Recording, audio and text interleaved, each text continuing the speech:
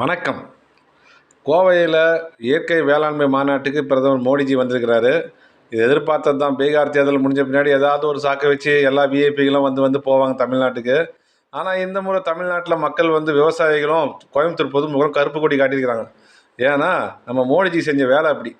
நேற்று என்ன பண்ணியிருக்காருன்னா, இன்றைக்கி கோயம்புத்தூர் வரனா, நேற்று 14 வருஷங்களாக கோயம்புத்தூர் மக்கள் காத்திருக்கிற மெட்ரோ ரயிலுக்கு அனுமதி கேன்சல் பண்ணிட்டு வந்துட்டார். ஆனால் இதே மீரட்டு வடநாட்டில் இருக்கிற நகரங்களுக்கெல்லாம் ஓகே பண்ணிட்டாரு. கோயம்புத்தூருக்கு மட்டும் கேன்சல் பண்ணிவிட்டு கோயம்புத்தூருக்கே வருகை புரிந்துக்கிறார். நம்ம மோடிஜி ஸ்டைலே எப்பயுமே தனி தாங்க. அதே மாதிரி வந்திருக்கிறது இயற்கை வேளாண்மை மாநாட்டுக்கு.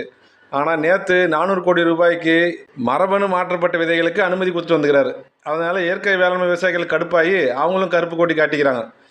ஆனால் ஒன்று, எனக்கு ஒரு சந்தேகம்.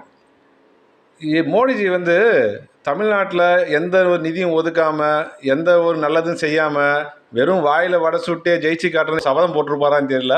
எப்பவுமே ஆப்போசிட்டாக தான் பண்ணுறாரு. ஆனால் பேசும்போது நல்லா பேசுகிறாரு.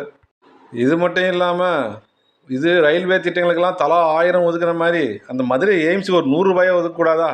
அதாவது பண்ணியிருக்கலாம் இல்லையா? இன்னொன்று, வந்தவர்கிட்ட ரொம்ப உற்சாகமாக வரவேற்ற மக்கள் நிருபர்கள் ஒரு கேள்வி கேட்டிருக்கணும். ஏங்க, இந்த பீகார் மக்கள் எல்லாம் தமிழ்நாட்டில் கொடுமைப்படுத்துறதாங்க பேசுனீங்களே, அது எங்கே கொஞ்சம் காட்ட முடியுமா? அதை கொஞ்சம் இப்போ அதை பற்றி விலக்கி சொல்ல முடியுமான்னு கேட்டிருந்தா ஒரு ஆறுதலாக இருந்திருக்கும். ஏங்க பொய் சொல்கிறீங்க? இப்போ தான் 18,000 கோடி ஒதுக்கி இருக்கிறதா பேப்பரெல்லாம் போட்டுருக்குதா சொல்கிறீங்க, கேட்குறீங்களா?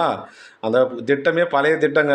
அது கிசான் திட்டம், பாரத் கிசான் திட்டம்னு இந்த விவசாயிகளுக்கு 6000 போகிற திட்டம் பழைய திட்டம். அதில் 9வது தவணை விடுவிச்சுக்கிறாராம். அது பேப்பரில் ஏதோ புதுசாக ஒதுக்குற மாதிரி பில்டப் கொடுத்துக்கிறாங்க. அதுக்கு எனக்கு ஒன்றும் பொறுப்பு இல்லை.